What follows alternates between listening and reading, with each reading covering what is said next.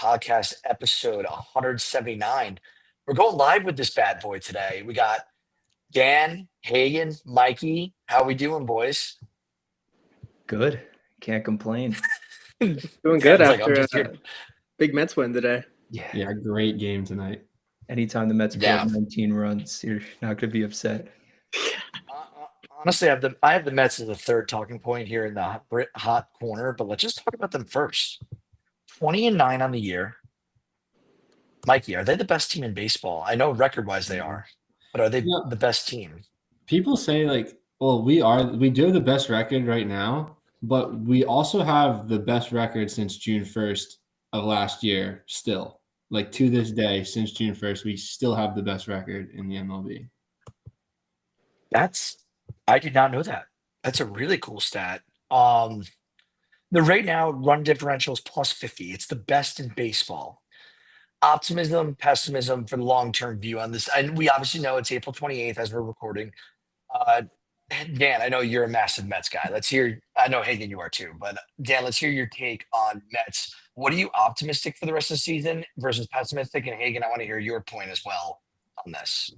Yeah, I think optimism clearly is right through this team. Best in baseball, the run differential, all the stats will tell you that the Mets are the best team, but there is some pessimism too. Like Soto, and it's a scary thought too. Soto's not off to a great start for the Mets, but they're also a 20-game winner now, 21. Like it's crazy to think that they are now the best team, and Soto's not even a big part of that. So that's really where the craziness comes from. How good could this team really be? You know? Yeah. Hagen, what are your thoughts on the Mets? I know obviously you're a big Mets fan as well. This team is not clicking in the right ways I would expect it to be. I mean, if you just look at in terms of WRC plus, the Mets are the 16th best offense in all of baseball this year, the 99 WRC plus, and I think a lot of people kind of pencil them in for a top 5 offense of baseball, and I think they'll eventually get to that point throughout the course of the season. But I don't think anyone expected the Mets to have a 2.4, whatever it is, ERA as a staff. I mean, they're almost a full run better than any other team in baseball. So I think you can be optimistic about the offense heating up and start getting more where you think they would end up, but also there's going to be some regression with this pitching staff. You're not going to be able to keep a 2.4 ERA the entire season. Yeah. I agree. They're hot. In my opinion, New York guy, but I'm a Yankees fan.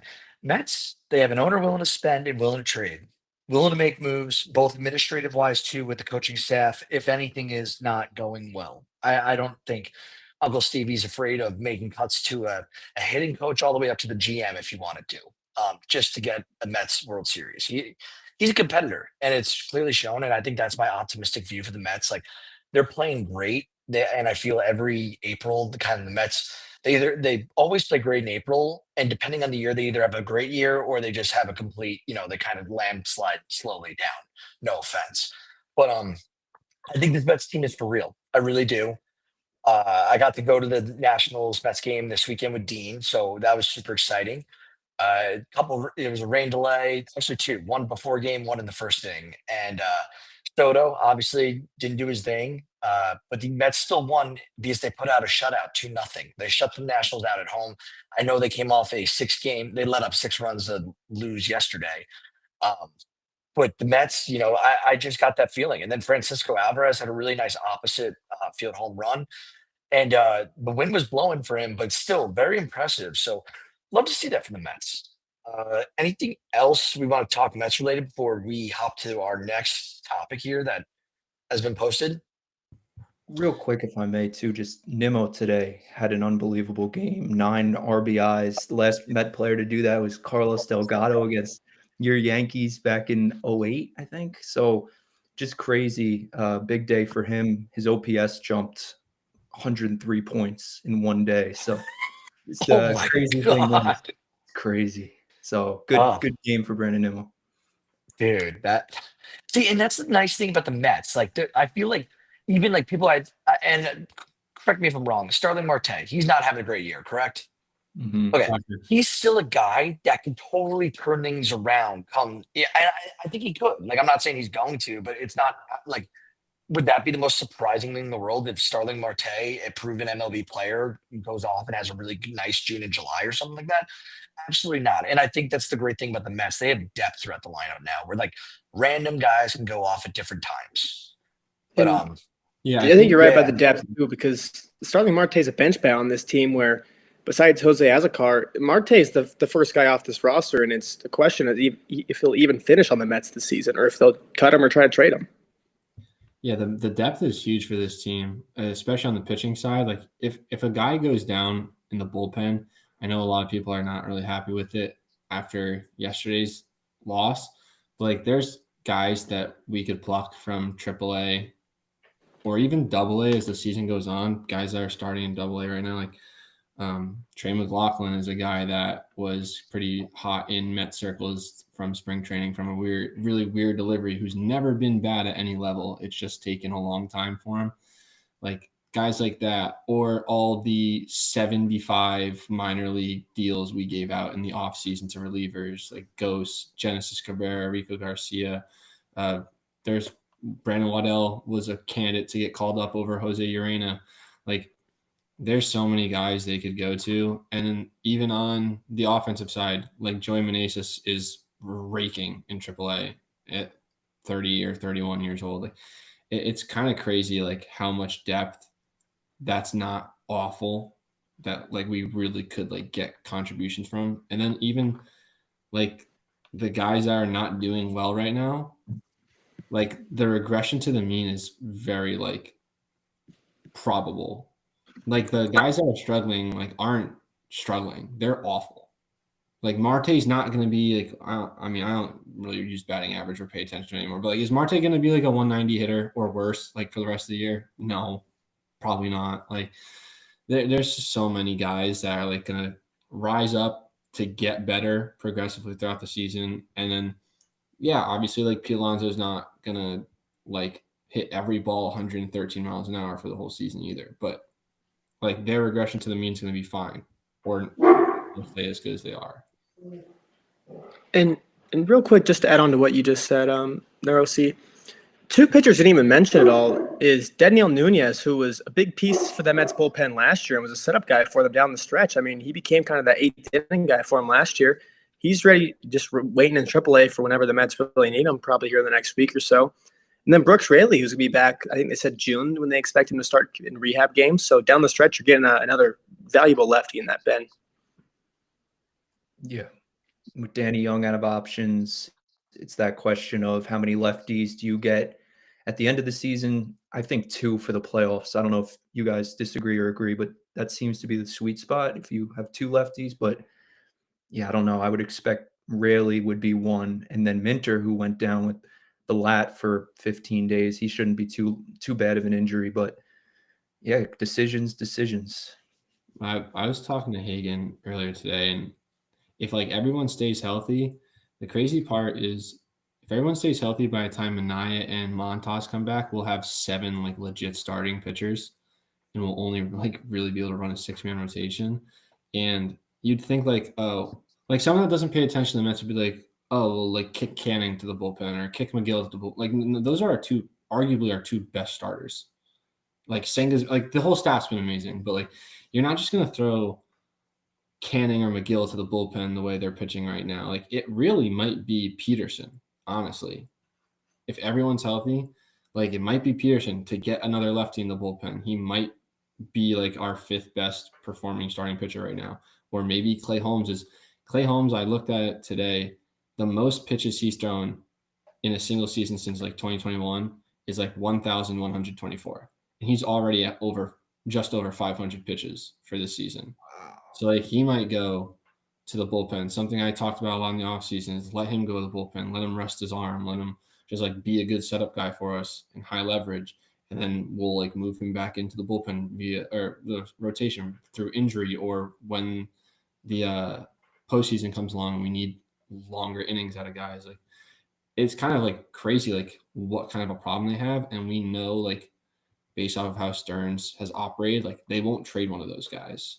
They'll find a role for them because we need the depth, because 2 weeks before spring training ends, like Montas Minaya and Blackburn are all in the IL.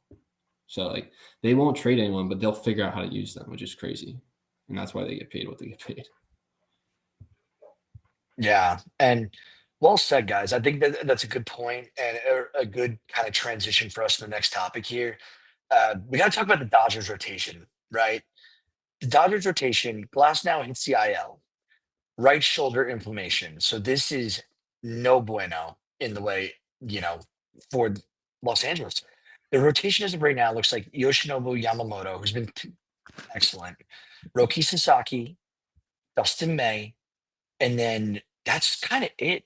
Snell's on the IL. Tyler Glasnow is now on the IL. Tony Gonsolin looks like he's coming back next week. Kershaw, I know, has been rehabbing and he's getting ready to ramp up. Getting ready to get brought back up here. What are our thoughts on LA? Are they in serious trouble? Like they're losing their depth, and that was the big thing for them last year in terms of IL.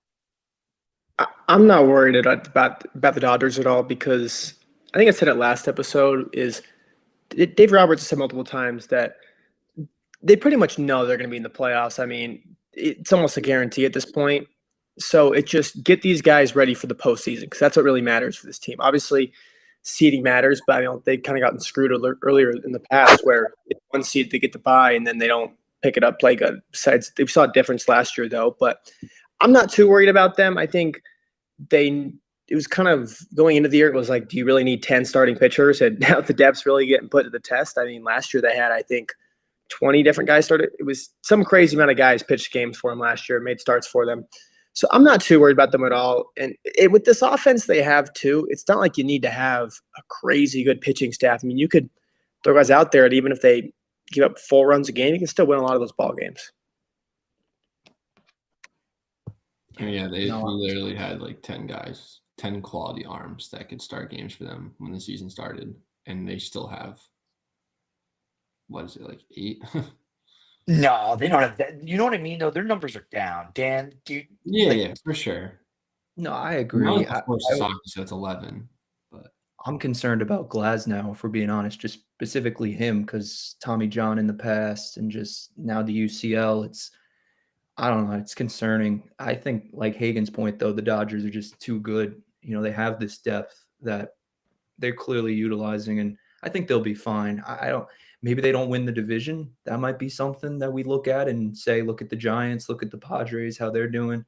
But they'll be a playoff team, and they'll be fully healthy probably by the time playoffs come around anyway. So I think they'll be fine.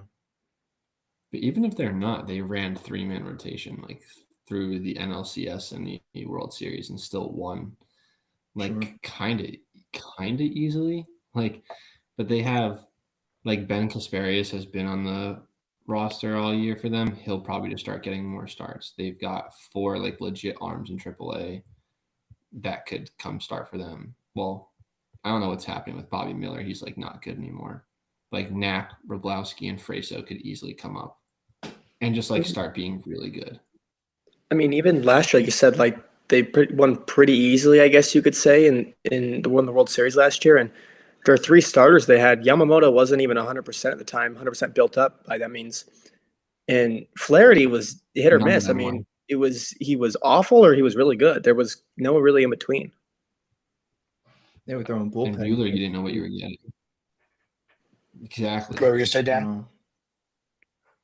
Well, they throw bullpen games too. How many teams could really do that? I don't think the Mets really could. If we wanted to, I mean, maybe one game, but it's crazy. Yeah, even now, maybe. I wouldn't really game. Yeah. Well, maybe I'm just pessimistic for the Yankees and worrying about them. But yeah, the Dodgers, they definitely have they definitely have been dealt a few blows here early in April. That's needless to say, though. Last thing I want to talk about, Fernando Tatis Jr. We gotta address this. So the guy has a couple motorcycle accidents, PED suspension for 80 games. He's now back. And when I say back, like he's been back for a little bit, but I mean back. Is he a top 5 player in all of baseball? I think if he's playing like this, you can't deny it. It's just more, can he keep this? And I think it was a big discussion in the offseason too, was Tatis overrated? That was kind of a narrative that I saw going around there a lot, which I thought, no, he wasn't, but he was. A lot of people were rating him pretty high. I mean, even for the fantasy aspect, he was a very, very high draft pick for a dude who historically hasn't stayed healthy much. So I think talent-wise, you could say if he keeps this up, which obviously it's going to be hard to keep any player to keep this up, it's going to be hard. But if he keeps doing this, he's going to be a top player in baseball. But the thing for him is he's got to stay healthy for a full 162 because he really hasn't shown that at all. The other thing, too, is like that overrated talk got so loud. We were even having conversations in the group chat about, is he actually now one of the more underrated players in the game? Like it was unbelievable, like how much like Tatis like negativity that I was seeing in this offseason, like as the calendar turned over. It was like, my God, like this dude's a premier player. Like whether he's healthy or not, like he's one of the best players in the game. And I was like, people are just like kind of forgetting that, it seems like. And I'm glad that I think baseball is better when he is at the top. He's such a fun, electrifying player. So I love it. And I think he is one of the best players. Top 5, top 10, whatever you want to say. But he's right now, He's unbelievable. He's unstoppable. He's doing it with the defense too. I mean, he has a cannon in the outfield. And that was getting him to the outfield was a tough transition to go from the infield. And he's done it seamlessly. And all the injuries that the Padres are dealing with too, with Arias and all this stuff, like there's definitely a need for a guy like Tatis to carry the Padres right now, and that's what he's doing. Top 5 in baseball, I think there's a real case for that. Yeah, I'd probably lean more top 10, but he's definitely up there. I need to pick your brain one day, Dan, on your top 10 and figure out who that is. Yeah, Trout's been amazing too, but it depends. Like, do you rely on past success in a top 10? Because like we know that Mike Trout can get it going if he starts getting it going, but Tatis, it's like still so young, had all those, the injuries and the extracurricular stuff. So I don't know, but yeah, probably up there. Yeah, he this year 104 at bats, 36 hits, 8 bombs, batting almost 350. He's also stolen 7 bags. His OBP right now is a 415, and he's already accumulated 2.2 WAR through the month of April. So he's off to a fantastic start. Want to talk? We'll jump to we'll go through the American and National League here, just like the big news, what's gone on the last 3 days with these teams. So, Yankees, we got to start big news. Devin Williams gets demoted from the closer role. I'll start with this one just because I'm right now the only Yankees fan on the pod. Um, I'm not too concerned. It is concerning, but Devin Williams has proven year over year. To answer your question about top 10, like what do we consider? I know that the relievers have probably the most volatile, like up and down seasons out of any position in baseball. Devin Williams, he came back today, had a 1-2-3 inning in the 8th versus Baltimore in a loss, but I think that he just needs to get reset. Are you guys at all concerned long term about Devin Williams for the season? I see what Luke Weaver does when he pitches. No, I don't know. Luke Weaver's been nice. I can't wait till he's a free agent. He's still rocking a 0 ERA, right? Yeah, I think through 12. I don't know how he did. I don't know if he went off today. I missed the 9th inning. I just saw they lost. He's 4-3. But if he pitched today, I'm assuming he didn't give up a run because that was already the score. But he had 12 appearances, 0 ERA. I put him in my blog earlier today, so as a guy to highlight. But yeah, he Devin Williams definitely. It is he was one of the big offseason additions to this team, and it's now only been a month and 11.25 ERA. A little scary. Let's re-huddle and discuss this in a month and see how it goes.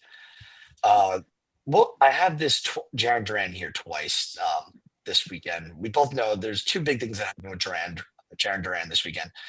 One was he stole home for the 3rd time in his career. That's awesome.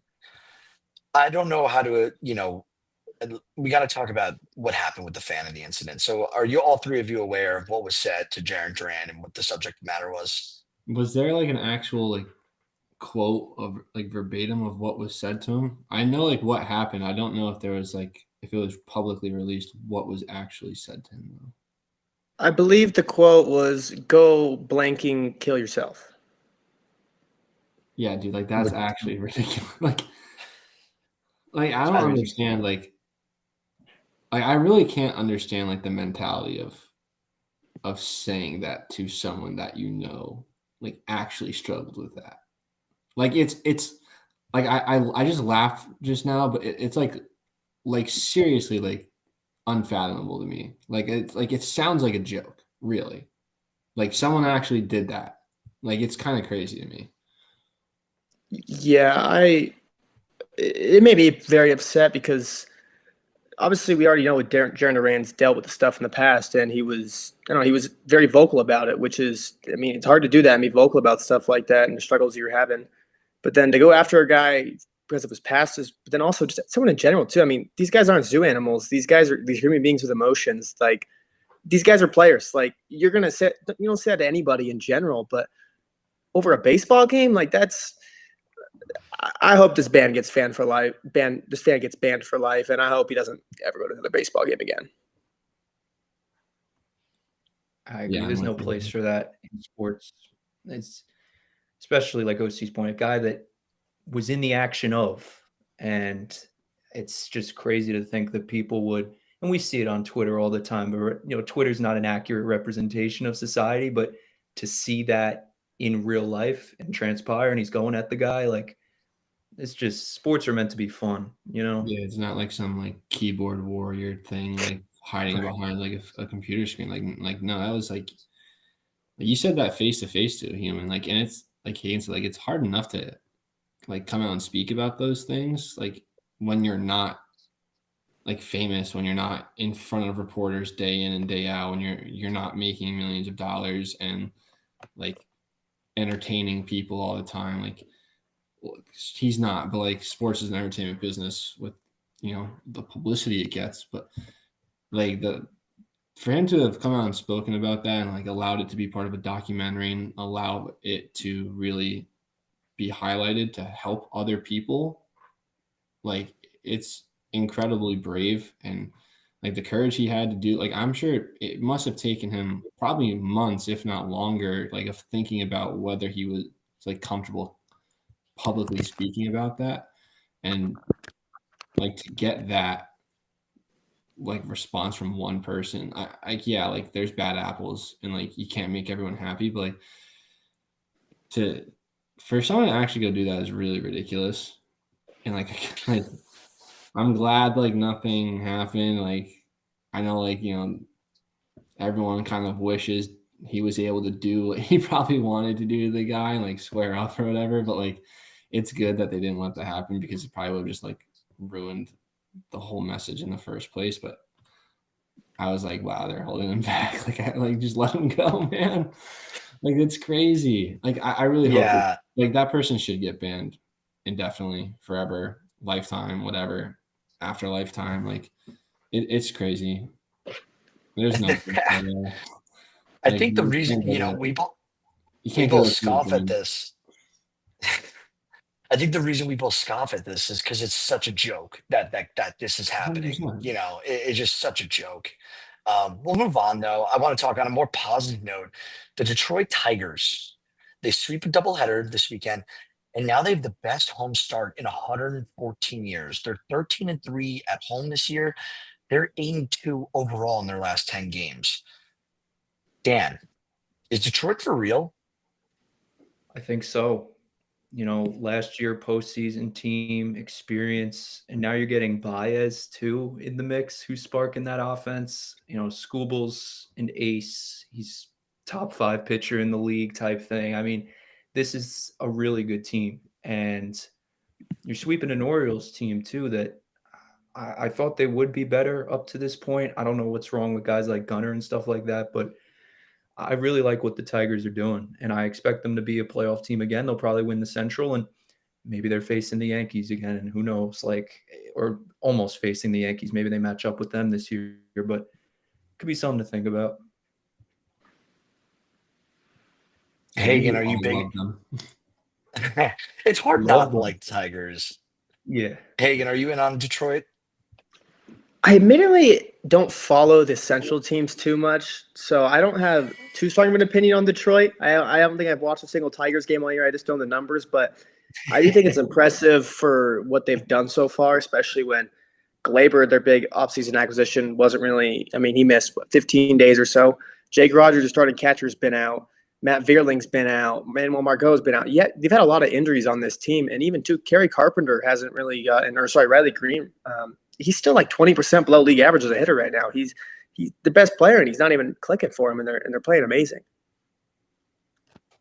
He did have a big catch this weekend. Torque coming back is major for them, just getting right and really leading the heart of that order. Torkelson too. I mean, he's been 8 home runs. That's great stuff. 929 OPS. Yeah. We'll after that, Central's kind of boring. Hagen, I'm kind of with you on that. I don't really tune into the Central all that much. Let's talk about the West real quick. Let's talk about Seattle. We'll mention the injury to Logan Gilbert in a little. Actually, we can talk about it right now. Logan Gilbert is down for the count. He hits the 15-day IL for the first time in his career. Forearm tightness. Mikey, 1 to 10. How concerning is this for Seattle? I thought I heard they're not too concerned. It sucks because they are running realistically like a confident 4-man rotation at the time, and they really struggle with depth. So I think I'm kind of concerned in the short term more than anything. The fact that I'm guaranteed to lose 3 Logan Gilbert starts at least, and don't really know who's going to be taking those innings, taking those starts, and if we're going to get anything close to even like decent production in that area, going from our ace Cy Young contender, like who a lot of people, including myself, had as an AL Cy Young finalist, to quite possibly someone most people have never heard of for at least 3 starts. So that's kind of what I'm concerned about. I don't really know what their standings are looking like 100%, but like that's a division where, like, I know people joke about with like the Mets and the Phillies and the Braves, like every game counts, but I feel like that's a division where every game actually counts, because like that's the division I think where only one team makes it to the postseason. So you have to win that one, and they are winning. Yeah. They are leading the division right now, but like I feel like I know Corey Seager's hurt right now, and Marcus Semien has not been Marcus Semien, which is pissing me off for my 4 team. But like they're 15-13, 1 game behind them, and their top 2 guys aren't hitting. Like I don't know, DeGrom like has kind of been scuffling a little bit. Like you'd expect DeGrom to start getting into form later in the year. Like I don't even know what's happening with the Astros. I haven't looked at them at all recently, but like those teams can just get going at any point, and you can't be losing your ace and not have anyone to like go to at any point in the season if you're the Mariners, in my opinion. I asked Mikey 1 to 10. I think we got everything besides that about the American League West. Sorry. Hagen, Dan, either one of you guys, are you too concerned about Logan right now, or did Mikey kind of nail it on the head right there? I don't know what else to add on top of what Mikey just put on there. I think you got everything pretty well right there. It took me that long to figure out my answer. Yeah.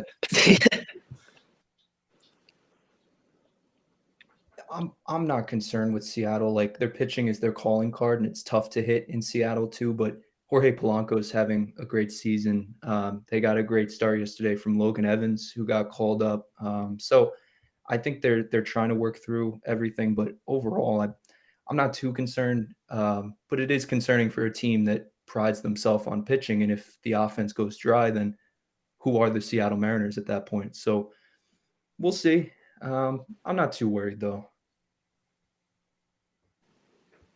And you did bring up Jorge Polanco, who I put here on the agenda. It's kind of my apology to him because there was multiple times I was kind of shitting on the Mariners off season and saying, "Oh, you're gonna go sign somebody," and Jorge Polanco was the one you sign, and was clowning him a little bit. And in the 20 games he's played so far, and guys that have the same amount of plate appearance as him, he has a 233 WRC plus, which is second in league, hitting 377 second in league.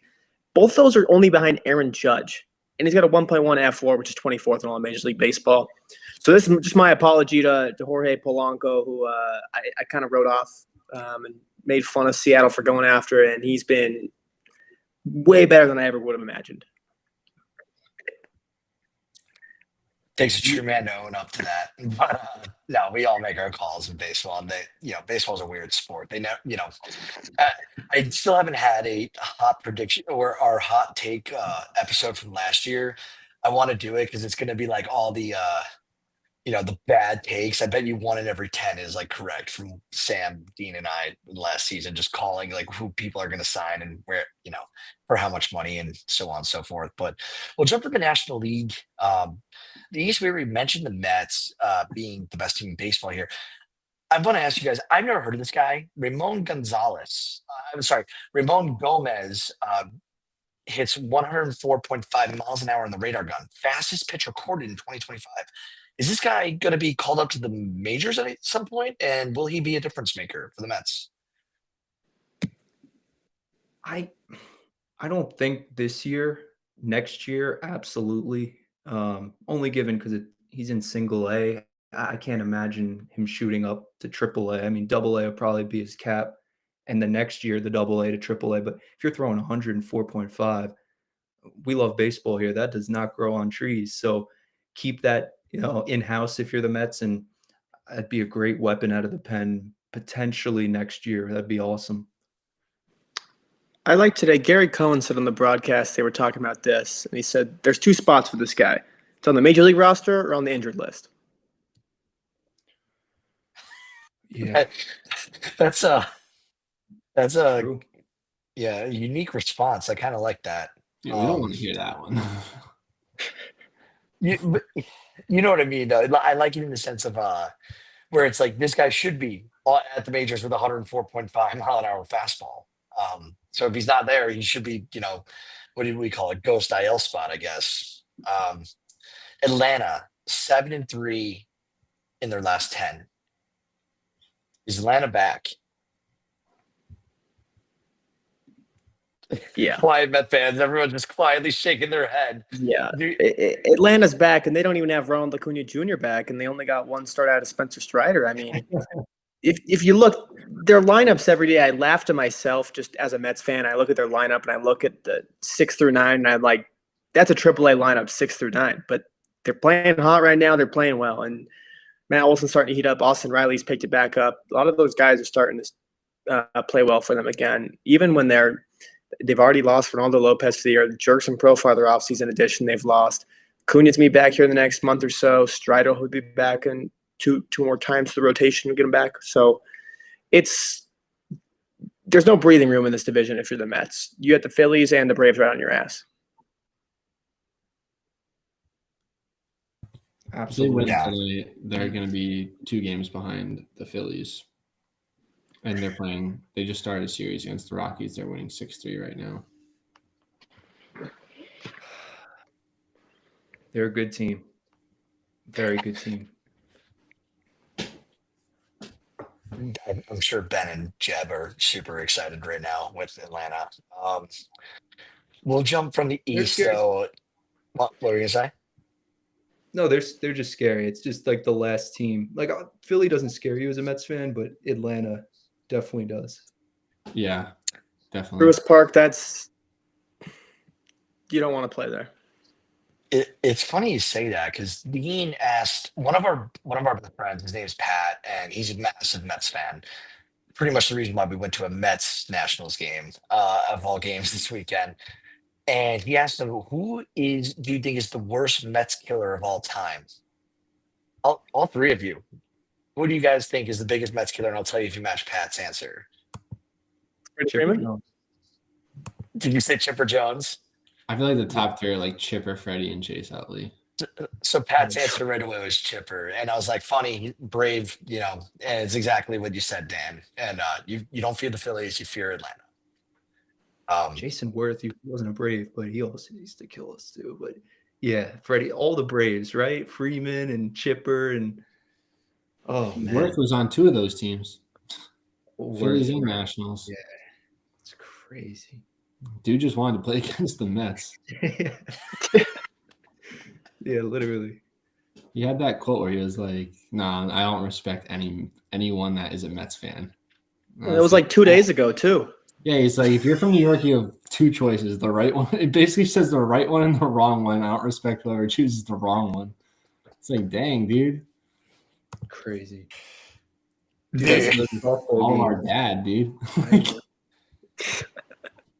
I didn't know he was like that on the Mets. That's pretty funny. I didn't either. He hates the Mets. Jeez. Did they like have it? Garrett Stubbs too. We'll sign him one day. David Stearns will do it, and it'll be awesome. We'll jump to the Central. I didn't put this in the agenda. Real quick tidbit: Brandon Woodruff made his 3rd minor league start. Looks like he's set up to make his 4th in 2 days from now on the 30th. I think that they expect him to be back pretty soon. I'm really excited on that front. Milwaukee still chipping away as they are currently in the middle of that NL Central right now, just 3 games back from the Cubs, but they get some reinforcements. Milwaukee can be, kind of dangerous. But I do want to talk, and I'm not sure, maybe Mikey, this might be best suited for you. Matt Gorski blasts a homer in his first career at bat, and he spent the last 4 years in AAA. Is Matt Gorski going to be a difference maker for Pittsburgh? They had that guy. What was his name? Was it Drew? Was it like Drew Nagy or something? A few years ago, he was like the 33-year-old rookie. Matt Gorski's a lot younger than that, but you never know. Things can click for guys. Sometimes you just need a new voice, something different, and things can work. I think if I remember correctly from his profile, he's like a power over hit kind of guy. So who knows if he can hit enough, the raw power is there. If that's all true, could he make an impact? Maybe he's like an unsung hero type of guy, a guy you don't really want up in the 8th and 9th inning, but ends up that way, and he comes through in the clutch. Who knows? I mean, those are guys like that are the reason why I hate like the golden at bat rule. Like it just like takes away the variance of baseball. Like those are the guys that come up when like it matters most. You're not going to have Mike Trout every time. And when those guys come through, that's what makes this game great. So I hope so. Do I think so? I mean, I'm not going to say yes or no. Like, why not, right? Anyone could eventually do it. The Pirates, they've struggled with hitters, so I don't know. I don't really know him that well, but like I figured out of the 3 guys here, you'd probably be the most prospect. Not over here. Maybe Dan with the Mets. He's got back-to-back years with 20 home runs in the minors. He's got me beat. I don't know. Like he's got back-to-back years with 20 home runs in the minors. If something clicks enough where he can make enough contact, why not? Absolutely. Hagen. Oh, let's talk about Hunter Brown, pitching standout this week. 18 Ks, 2 wins, 13 innings, 2 quality starts as well. Is Hunter Brown emerging as a top 15 overall pitcher in baseball? I would say so, yeah. I was very high on him going into this season. I think people kind of call him that baby Verlander type just because of the mechanics. And if you compare the side-by-side, I know pitching had just done that. It looks very similar, but I mean, all his peripherals look great, and I think he looked really good, especially in the second half of last year. He picked it up very well, and after he started off pretty rough, if I'm not mistaken. But, I mean, he's had, 21, 24 straight scoreless innings. I mean, he has an electric fastball. This is a guy that can lead that front of the Houston rotation, especially if Framber's not back next year. This is looking like this is going to be their ace for the foreseeable future. I think. Sorry, I cut you off. No, you're good. Mets saw him, I think, second game of the year, Hunter Brown, right? And he looked great. Yeah. I think he's gross. I've taken him in a couple fantasy leagues. Hitting standout from this week. I think we got to talk about PCA, really stepping up for the Chicago Cubs. Dan, is this PCA breakout for real?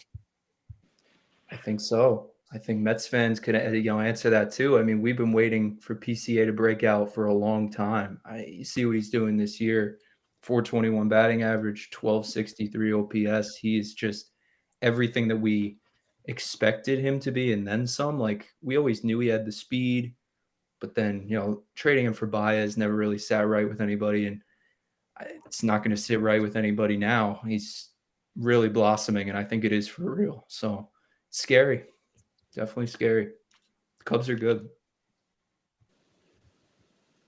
Anyone else want to comment on PCA before we jump next subject? It's just painful. It's painful. I just think. Yeah, go ahead, Hagen. I was going to say, just watching Pete Armstrong, the thing, obviously, his offense is picked up. We've already all known his defense is phenomenal, but just watching his defense is, I don't know if I've seen a center fielder look that good before. Like, obviously, metrics-wise, maybe not the best center fielder ever, but the way just visually watching that dude track down a fly ball, just how easy he gets the balls in the gap, it's insane. I mean, Dallas Braden, the Oakland A's announcer, he said he's watched baseball for 40 years. So my eyes are trained to know if a ball's hit at a certain velocity in a gap, I know, or a certain spot, I know if it's going to be hit or not. He's like, he just camps under these balls. It's ridiculous watching him. I advise everyone to go look up just some of his highlights, just how easy he moves like a gazelle out there. It's really special watching him out there in the field. Yeah, he floats. It's just like he's so good defensively. It's like over a course of a full season, like even if he's bad offensively, like he's still gonna run like a 2 WAR or a 2.5 WAR. He's that good defensively at a premier position. And it's like he's just so fun, and he doesn't even like. I think like once he like really gets going, and he's not 23 in the MLB. Like, he'll be a guy that doesn't strike out a ton either, and he'll be putting the ball in play. Like, it just feels like the worst that happens with him is, like, that meme where it's, like, nothing stronger than the bond between, like, a boy and the mediocre baseball player he loved growing up. Like, Pete Armstrong, even if he's not good, is the type of player that, like, kids watch and want to, like, decide to play baseball because of. He's just electric. He just makes the game fun. He's so talented in so many ways, whether he's playing well or not. And it's just like unbelievable. And like being a Met fan sucks. Like for 40 games of Javier Baez. Yeah. I'd like once Dan said that, I had to go. I went straight to Javier Baez's baseball reference page. I was like, dude, I totally forgot he was a Met. So I was like, when did the Mets have PCA? I just thought he was like a Cubs prospect. And that does sting. Sorry for you boys. I didn't even mean to inflict that much pain on you to talk about that. It's a Mets trade. The PCA thing is one of those. I don't have this with many things, but the PCA trade is one of those moments as a Mets fan where like, for a long time, I'll remember exactly what I was doing and where I was when I saw that tweet. What were you doing? I was mowing the lawn, and I got a notification on like deadline day, and I was like, Mets trade for Javier Baez. So I was like, all right. And then I was like, but who'd we give up? And then the next week, he's like, Pete Armstrong. I screamed. I was like, I'm mowing the lawn. There's no one around. I just screamed at the top of my lungs. I was so mad. I don't think I'll ever forget that. It's like it's like a core memory that's like traumatizing, like negative core memory for me. It's just like knowing that happened, and I was like, it's over. Like it was pointless. The funny part too is Baez was pretty solid with the Mets too. I think he had around like an 850 OPS, and the Mets missed the playoffs. And then at the time, Baez was still a good player, and they didn't re-sign him. So then it was like, so we just gave away a top 10 prospect in baseball for 40 games of Javier Baez. I mean, luckily we didn't sign him because that mean, picking up this year, but he's been one of the worst players last few years. But like a trade is bad when your owner is tweeting like the trade's good now. Like Javier Baez is an 830. No, Steve, that's not how it works, bro. Like, if you're doing that, it went wrong somewhere along the line, bro. Not a good look. Well, we'll jump real quick to the standings, and we can start actually here. Let me just pull them up real quick. This is MLB.com. We'll start with the Central. So, Cubs are leading the Central. Anything big here in the Central you guys want to call out, or is this pretty standard of how we thought this was going to play out? Give or take the Brewers dealing with some pitching woes to begin the season. The Reds are Pirates good. Reds, yeah, and the Pirates are awful. I was not and am not high on the Reds. Brady Singer's annoyingly good because of the things I said in the offseason. Dude, I'm waiting for the regression to the mean, and I'm waiting for the home runs, and I do believe they will happen. Well, it is Cincinnati, so it's an easy stadium to do it at. I don't think there's any bigger Brady Singer fan than Dean. For a random reason, he's the biggest Brady Singer fan. Well, we got to talk about the West here. And this conversation, I think, can take a couple minutes here. You got the Giants, who are 19-10, Dodgers 18-10, and the Padres are right behind them, a game and a half back from first. And that's not to mention, we obviously Arizona just lost a killer this weekend with Eugenio Suarez hitting 4 bombs, and and they still find a way to lose. How do we think the West is going to play out here? I don't know what the overall discussion is here. We all love the Dodgers. Do we think the Giants are for real and can hold this, and do we think the Padres can keep this up with their pitching? Their pitching has been outstanding. I don't know where you guys want to start with the West. I want to start surprisingly with the Colorado Rockies. I don't think people understand how bad the Rockies are right now. They're on pace for like 28 wins. I know if you win one game, it's going to change that drastically, but they're 4-23. That is awful. I mean, if you just go on betting odds, they're minus 360 to have the worst record in all of baseball. They're making the White Sox look like an all-star team compared to them. That's how bad they are right now, which is crazy because they have the pieces too. And offensively, you'd think they'd be able to score some runs at home, but they just struggle at home too. Well, there was that thing, wasn't it? It was like, so who is it? The Dodgers, Giants, and Padres, and maybe even Diamondbacks, all were like sub-10 loss teams. And it's like, oh my God, the West is unbelievable. And it's like, and someone tweeted it out, and they're like, yeah, but like, it's not going to last because none of them have played each other yet, and they've all played the Rockies. So it's like all those 4 teams like just swept the Rockies, and the Rockies just had to like take a beating early in the season, and they might end up with like the worst record. Who knows? But like it hasn't been a nice schedule for them so far either. No, it's a good call out. Hey, I actually love that we're the Rockies, the worst team, and that's the one team we should be talking about because as bad we bullied as a community, baseball talkers, we bullied the White Sox last year, and the Rockies I feel like are not getting nearly as much antagonizing from fans and media as they deserve. They definitely need to get better or do something. And we'll talk about the East real quick, just because Rockies stink.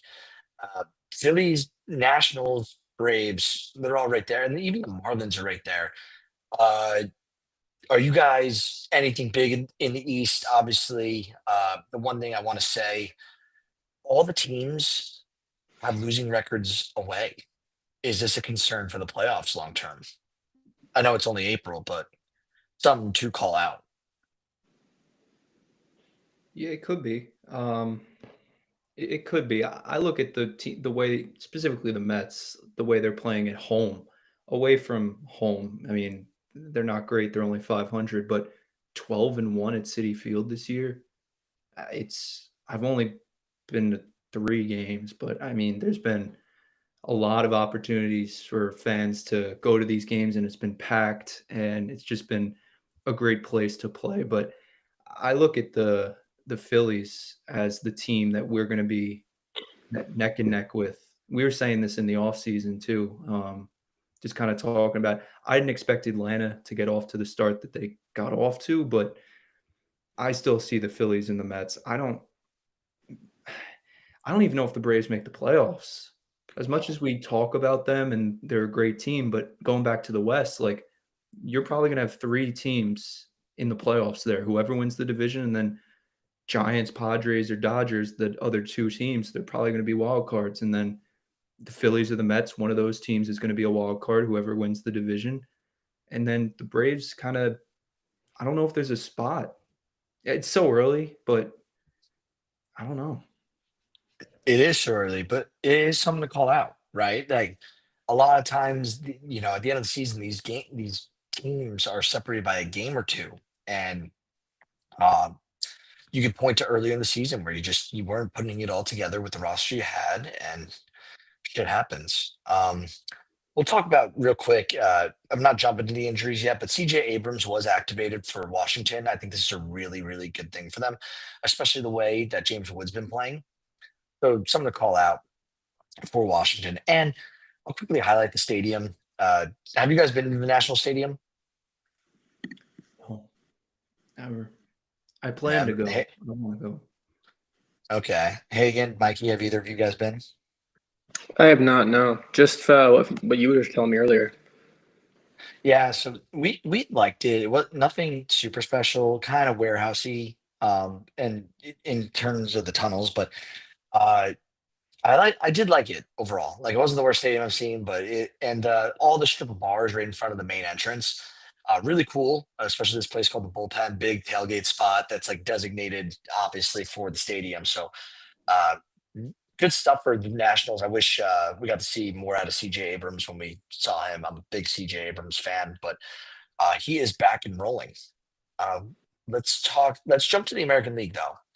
So I think that the most intriguing division is the West. And we talked about a little bit earlier about the Mariners. Possibly how many teams do we think are coming out of this division to win, to get into the playoffs? And Hagen, I want to start with you about the AL West. Going into the season, I would have said 1, but I could see the argument for 2 here because I'm very high on Texas. I know they're a very boomer bust team where they could easily just falter and be a 500 team the rest of the season, or they could be a 90-win team. So I put them as a playoff team. But if Seattle's offense can keep doing what they're doing, I mean, they're a top 10 offense in baseball right now. I know that the splits are pretty dramatic where they're killing the ball on the road, but at home they're typical Mariners. But it's not looking great with them with Gilbert going down. Like even Mikey said earlier, where short term, these games, the division's going to be so close at the end of the season. And I think there's going to be a lot of American League teams that miss the playoffs by 5 games per se. So I think every single game matters. So I don't know. I'd probably say 1 if I had to pick. If I had to pick, I'd say 1 team. Okay. Let's jump to the AL Central. I think the big team to call out here is the Royals. Mikey, what are your thoughts on the Royals so far? They obviously they haven't been exactly where we thought they'd be. Cole Reagan's just left a start the other day, and that had to do with groin tightness. So thank God it's not an arm or elbow or shoulder issue or something like that. Are you concerned about the Royals this season so far? I don't think I'm worried about them. I just wasn't that high on them in the first place, realistically. They're definitely underperforming, except for Michael Garcia. Shout out. Skippers who loves Michael Garcia. He's an absolute demon. But I guess you're kind of seeing, like, I don't want to call it true colors, but like maybe more of what this team really is compared to what they did last year. I was just never really a believer in that offense, and even like with the Brady Singer Jonathan India trade, it was kind of like, I think it was great to get their leadoff man and whatever, but it was still like I looked at that lineup and see so many question marks, and it's kind of showing this year. And like Lugo had such a great year, Walker had such a great year. Reagan's I think is legit, but like those years repeating, and I don't remember what their record was last year, but like they got a wild card spot, and I think if I remember correctly, the Guardians had like a great year, like a win the division kind of record. So it's not like it was just a weak division and they were a wild card, but I don't know, like I don't never really thought that team was legit in the first place, even last year, like long term. So I think this is kind of more of like closer to what I actually think of them. And then they're just underperforming that a bit. Like they're probably like maybe an 85-ish win team, but I don't think they're like a 90-win team. And obviously that matters a lot because that's the difference between making the wild card by a game or missing out by 2. And real quick, I do just want to add on that it's the worst offense statistically in baseball right now. In 29 games, they've only hit 13 home runs. Wow. That's concerning. That's very concerning. And finally, I'm not going to over talk about the AL East. Dan, I just want to hear your thoughts. How much trouble is Baltimore in? Obviously, they beat the Yankees today 4-3. But the point is, they're 10-17. They're 6.5 games back, and it's not a ton of games. But you still have the Yankees. Boston's not even in full rhythm, and they're getting Lucas Giolito back from his injury this week. Tampa Bay, they're kind of a wild card depending on who you throw out there on the mound. And Toronto, they have pieces to put together victories in ball games. Are you concerned for Baltimore? I am. Goes back to guys like Gunnar Henderson, who I expected. You're the cover of the show, right? That doesn't automatically mean you're going to be good, but there's coming off a 40 home run season, everything he did last year. I thought the momentum was going in the Orioles' direction, and put the internal family stuff aside, like I think the Orioles are in trouble. They're not winning series. They're dropped one to the Red Sox. They dropped one to the Royals.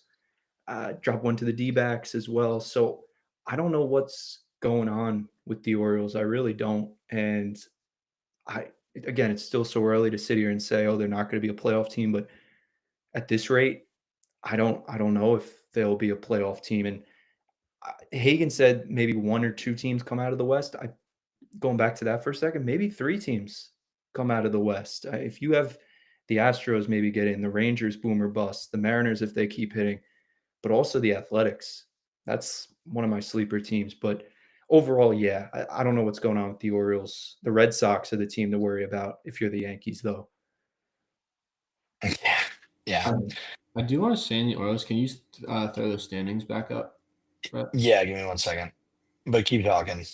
I'm also worried about them. I was a big advocate for them early in the year that they're gonna have Wells and Bradish. I love Bradish. I'm a big Bradish fan. They're gonna have those guys coming back like in the second half. But like Dan said, they're not winning series. Like they have a negative 39 run differential. Like they don't seem to like really even. I'm not paying attention to them, but they don't seem to really be competing for series either. The thing I do want to talk about is they've played. I don't think this is updated for their win against the Yankees today, right? It might not be. I'll refresh it, but yeah. Oh, okay. Sure. Okay. They're 11. There it is. Yeah. They're 11-17. They've played 28 games. If you look all the way to the right in the standings, they're 6-10 against teams over 500, and like that might seem really concerning to them on the surface, and it might be in its own right. But the part I want to point out is they've played 16 games against teams that are 500 or better out of 28. And that's kind of like, can we check the Rockies too? Because I brought up the point that like they played like all like they played 18 of 27 games against like pretty much their division, and then like a few other teams that are really good. Like they're playing the Braves aren't even above 500, and they're playing them too. So like there's like that's just like kind of like a regression to the mean thing. Like hopefully when that like schedule starts to lighten up for them, they can kind of catch a sweep or at least win a series against like a lesser opponent and like kind of get into that groove. But I don't know. It's just like the very few clips I've seen, they just look uncomfortable. Like, I don't know. It just doesn't seem like as competitive as that Orioles team everyone thinks they should be. Like, I'm with Dan. I am concerned because, like, I really like what they have for the second half, but, like, you can't lose too many games in the first half to the point where you can't come back from that. And that's the part where I think most people would agree. Like, that's what we're worried about is, like, they're just losing too much right now to recover from. No, all solid points. Quickly, a few injury updates. So Tony Gonsolin is eyeing his return for next week. So that's really, that is good news for the Dodgers. Tyler O'Neill is heading to the 10-day IL due to neck inflammation. Kumar Rocker's also heading to the IL with mild shoulder impingement. Willie Castro hit the 10-day IL with a strained right oblique for Minnesota. And the one last injury I want to call out, AJ Minter. He's obviously on the Mets. I think he's a really good pitcher. He went down mid-inning, so he exited with a left tricep tightness. Have you guys heard an update on Minter? Is he going to hit the IL, or is he just day-to-day for right now? Yeah, he already got put on it. Okay, so I missed that. Is that a massive concern for the Mets, considering he's a pretty solid setup man? Obviously, Mets have been pitching really well, but AJ Minter is a part of that puzzle. I mean, short term, I think it's a big concern just because you're losing a setup man, like you said, but more the issue with just the lefty, because after him, it's Danny Young, he can look filthy out there and make a lot of guys look stupid, but he's very hit or miss. He can have a lot of bad outings as well. So I think it's more just the lefty aspect of it. Exactly. Yeah. It's concerning, but in the grand scheme of things for the Mets, the bullpen's been great collectively. I mean, that's been the real strength of this team. The offense puts up 19 runs today, but we forget about all the innings Kranick gave us and Reed Garrett, Hagen, that's your guy, but he's been great too. So sure, you might not have a lefty, but as long as we have the lefty in the playoffs, right? Raley and Minter, that's what I'm hoping for, but we'll see. Yeah, we'll finally jump to the Skipper's View War Draft. So Hagen was, I have to go through this on the episode today because Hagen took time to go through this for me. So quick standings update as of earlier today. Yours truly is still leading the pack with 7.6 cumulative team WAR thus far. You know what? I'll actually share the sheet so it's just easier for people to see. Give me 1 second. Boom. All right. So Lewis having a really impressive 6.8. Dean's with the 6.2. The big thing I want to call out, and I hope he's listening, Jeff is not doing so hot in this league now. He actually regressed, I think, almost a full point of WAR since last week. So he went from like a 3-something to a 2.4. Obviously, he's missing Jackson Merrill. That's the big thing here. But Dan, we got to get you in this next year. Definitely. Yeah, assuming you know the basis of it, everyone just pick 10 guys. There's no updating your team at all. You just sit there and let it sit all season. It's great. Hagen thus far has done all the work on this, of updating. But yeah, fun stuff. And it's nice to be in first. I'll say that. But we'll finally jump. What's up? You pick players, 10 players, OCs, because we're in a dynasty league and I never set my lineup, and that actually is probably way better for me. So just pick the 10 and don't even worry about it. Exactly. And it sucks if you lose a guy for the year because it's like there's no replacing him. He's done. Yeah. But Profile. Yeah. And who was it? Didn't I think Ben took Ryan Bliss, and like there was a notification like last week, like Ryan Bliss is done for the year. It's like what? He took him in the last round. I thought Ben. Yeah, him. Grant took Profar. He's gonna give him -0.2 warts. Gonna sit there the entire year. That is tragic, dude. That is tragic. Profar will be fine though, low-key. Like he's only out for 80 games. Yeah, only 80 games. Well, Hagen, you're top 5. Mikey, you're top 8. There's 15 people in this league, so you guys are both pretty much top half. Mikey, you're right there in the middle of it all. So I'm chill. Still very much open. Last year, Sam went off on us because we let him get Otani in like this. It was dumb. I don't know how we let him get Otani in like the 6th round. He was like, I forgot what was going on with the mindset of Otani. Like the injury was kind of lingering, but it's like, oh crap, he could still hit, and that's exactly what he did all year long. But I have a trivia question for you guys. Aaron Judge leads baseball with 43 hits, and I hope no one looked this up unless you guys already knew. Who is second? And bonus points if you guess how many hits they have right now. Is it Bo Bichette? It's not Bo Bichette. That's a great guess. To Bryce Terang. Bryce Terang is a great guess because I think he's top 5, but it's not Bryce Terang. I'm going Like you get one guess, then I'm going to give the answer. I'm going through this war spreadsheet real quick. Are you looking up the answer? No, I'm going through like the war spreadsheet to see who's doing good. Oh. All right. Well, I have no idea. Is it Tatis? According to when I checked it earlier, it's actually Paul Goldschmidt with 38. Wow. So Judge's teammate is second in baseball right now with 38 hits. I don't know if that includes today, like the games that are wrapping up right now. But something I thought that was super impressive, I actually tweeted about it right before we hopped on the show today. I popping stat of the week. I mentioned. What were you saying, Dan? Even Quan up there too. I was just looking. He's having a great year again. I think he had 37. He's tied with like Tatis and Bryce Terang as well. Bryce Terang was a great guess because I was like, oh, when I saw him up there. And Brendan Donovan, who missed some games, is up there too. He's playing that well. One stat of the week, I said it earlier, but I didn't really highlight this. Eugenio Suarez had a 4 home run game in a loss this weekend. And this is the 19th time in MLB history there's been a 4 home run game. It's the first since 2017. There's been 24 perfect games in the history of baseball. Guys, how impressive is this from Eugenio Suarez? Anyone take that away?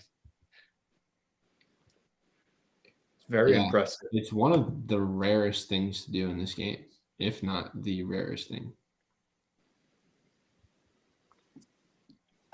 And Arizona needs this. It's crazy that they lost in this game, but again, I wanted to give him his kudos. And Hagen, I see you added a stat here.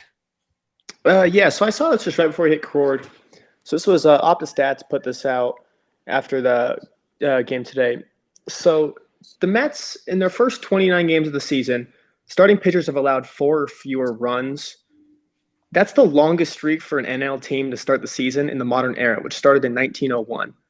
So this is the easy way to put it. This is the best start for a pitching staff in National League history in the first 29 games. And I just kind of put that on there because it was crazy because the whole narrative this offseason was the Mets have no pitching. The Mets have awful starting pitching. Clay Holmes is don't want to victory lap that, but like Mets starting pitching is the best in baseball right now.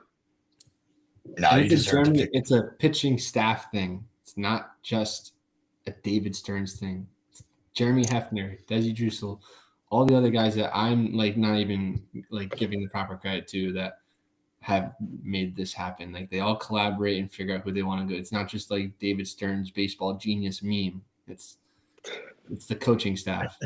Those are the guys. Fun to just say David Stearns though. Yeah, it's hilarious, but some people really like. Some people think that's it. We gotta give the coaches their credit and the Marlins coaching staff because Jeb and Hagen said they wouldn't even win 62 games, and they're at 12 already. I'm victory lapping on my 2025. Talk to me in June. Yeah, we're not in June. They've got 36 wins, and they'll still freaking make it. Didn't Jeb Tipton have the worst record? Get out of here. No, that was me. I've already marked that one up as cooked. Well, last thing, I went to 2 baseball games this week, so I got to see the AAA Indianapolis Indians. I always buy balls whenever I go to the stadiums. I always buy a new ball and add it to the collection. So I bought this one this week, little American flag ball. I bought this one of the International League with like every team's logo on this. I thought this was sick. Ad Dope. from the minor leagues. Yeah. I bought this cool. This one was like a breast cancer awareness one. I thought that was cool to add. I don't have a pink baseball.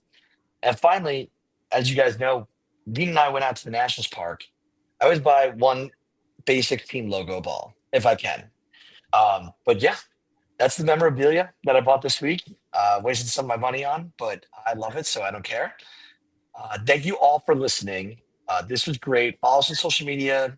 We do have merchandise, believe it or not. We don't push it enough.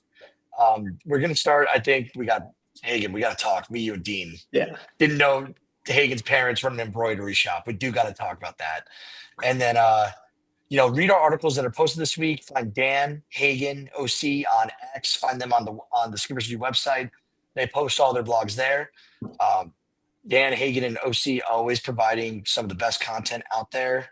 And anything else you guys want to highlight before we hop off here? Going on baseball that I missed? Shout out Dan's Spaces. Dan's an absolute grinder with the Spaces. He's running all the time, 24/7. On the subway, secretly when he's in class, like just when he's chilling. Dan's Spaces. That's how I met both of you two. Yeah, likewise, honestly. Reed Garrett enthusiasts, man. Yeah, they're explosive sometimes. Yeah, too. man. Dude, before we close out, that one podcast where that guy was going on one of your spaces, Dan, where he's going nuts on Hagen about Jason Dominguez's defense versus Mark Vientos, and Vientos has. Remember that? It was nuts. Crazy. Yeah, I got that one going. Hagen was right in the end. I'm not gonna lie. But yeah, I don't bring it up because he's on the Mets, but Vientos hasn't done good this year. He's got some holes. He's heating up though. Nothing a little like Flex Seal can't fix. Yeah. All right. Well, hey, thank you all for listening. We'll Bye. do this soon. Let's go.